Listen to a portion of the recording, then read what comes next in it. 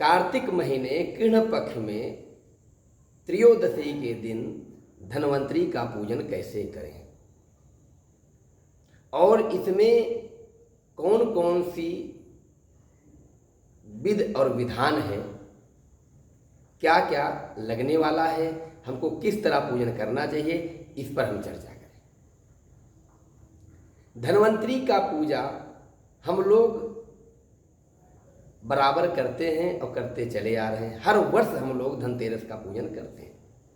इसमें हमारी माताएं बहनें सामग्री लेती हैं, जिसमें बर्तन खरीदते हैं, कोई वस्त्र खरीदते हैं, कोई सोना खरीदता है, कोई चांदी खरीदता है। अनेक प्रकार के चीज़ों की खरीदारी की जाती है और बड़े प्रेम से, बड़े भाव से, क्योंकि इसी में लोगों का पारिवारिक सुख भी छिपा हुआ है। एक रोजगार भी लोगों को मिल जाता है, कई लोगों के जो रुके हुए कार्य वो भी सफल होने लगते हैं और इस दिन का सभी लोग बेसब्री से इंतजार भी करते हैं, क्योंकि धन्वंतरी का पूजन करना हमारे जीवन में सुख का कारक है।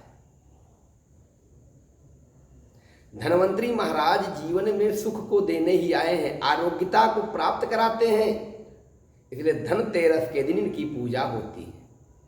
जैसे हमारे नारायण अपने हाथ में क्रमशः शंख चक्र लिए हैं, ऐसे धन्वंतरी महाराज भी अपने हाथ में क्रमशः शंख चक्र और अमृत का कलश लिए हुए हैं। जिस अमृत दृष्टि भाव को देखा जाए तो उसमें स्वास्थ्य का भी लेकर के महाराज खड़े हैं। उस अमृत कलश का तात्पर्य ही है कि हमारे जीवन में सुख को प्राप्त कराने का। तो हम इस पर चर्चा करना चाहते हैं कि हमको धनतेरस का पूजन कैसे करना है। सबसे पहली हमको कब करना है, इस पर चर्चा।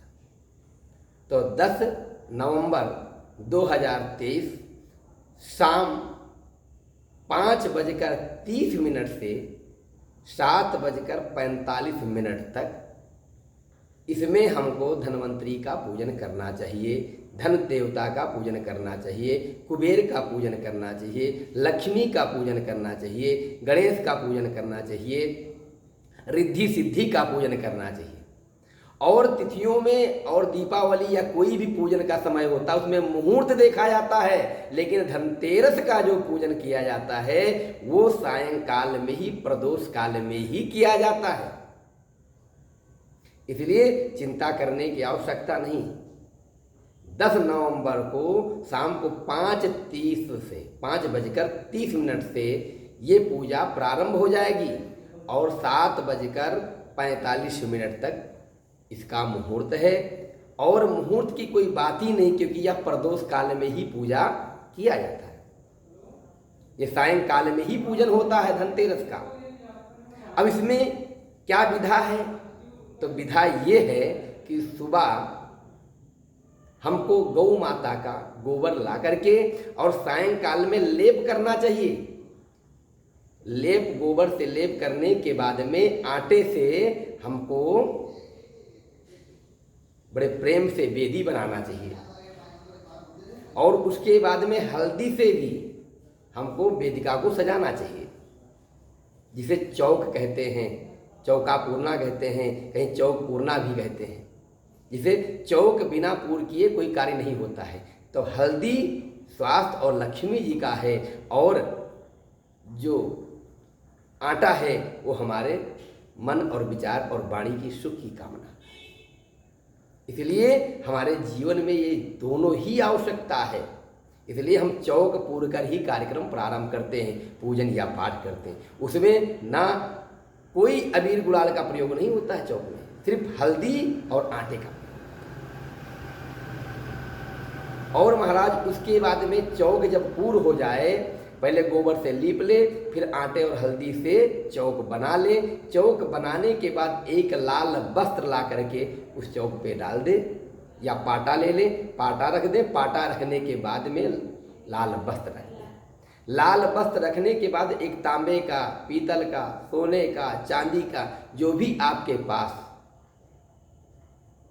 थाली हो या जो भी आपके पास पात्र हो बड़ा सा, उसमें एक रोली से स्वास्तिक बनाएं और स्वास्तिक बनाने के बाद में चावल या बड़े प्रेम से अक्षत को डालें उस स्वास्तिक पे। और जब हम वेदिका बनाते हैं तो हमारे यहाँ कहीं कहीं चावल डाला जाता है वेदिका पे, और कहीं कहीं हमारे यहाँ गेहूं भी डाल दिया जाता है। उसके ऊपर चौकी रखते हैं। चौकी रखने के बाद में जो स्वास्तिक बनाया उस थाल को रख दें, और फिर हम आटे को सान लें अलग से। आटे को सानने के बाद में 8 दिया बना लें। 8 दिया में एक दिया में लंबी बत्ती से ही बनेगा, ध्यान रखना, लंबी बत्ती से। लक्ष्मी जी का जो भी पूजन होता है वो लंबी बत्ती से ही होता है।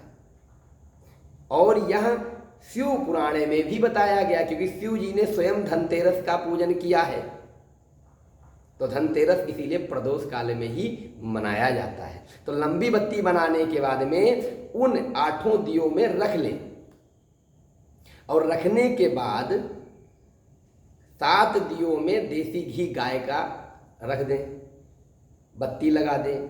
और जो 8वां दिया है उसमें सरसों का तेल का, फिर उसके बाद में उसमें बत्ती लगा दें। और हम 1 रुपये, 5 रुपये, 10 रुपये जो भी हमारे पास है कॉइन मैंने सिक्का, वो ले लें, और चांदी के सिक्के ले लें। दोनों सिक्कों पर कलावे से लपेट दें। लपेटने के बाद जहाँ स्वास्तिक का चिन्ह बना है उसके मध्य में रख दें। रखने के बाद में दिया जो है उस दीपक को सातों घी वाला जला ले और सरसों का भी जला ले। जहाँ पर हम गणेश जी को भाव रूप में, लक्ष्मी जी को स्वरूप में, और जो क्वाइन हम रखने जा रहे हैं उस जगह पर सरसों का तेल रखा जाएगा। उसके बाद में दिया जला करके और फिर अक्षत और कुमकुम से पूजन करें उन सिक्कों पर, और सिक्कों पर रख करके लक्ष्मी जी का ध्यान करें, कुबेर जी का ध्यान करें, रिद्धि सिद्धि का ध्यान करें, और उसके बाद में लक्ष्मी नारायण स्वरूप भगवान नारायण को भी ध्यान करें। क्योंकि लक्ष्मी के पति का नहीं ध्यान करोगे तो आपको कुछ मिलने वाला नहीं।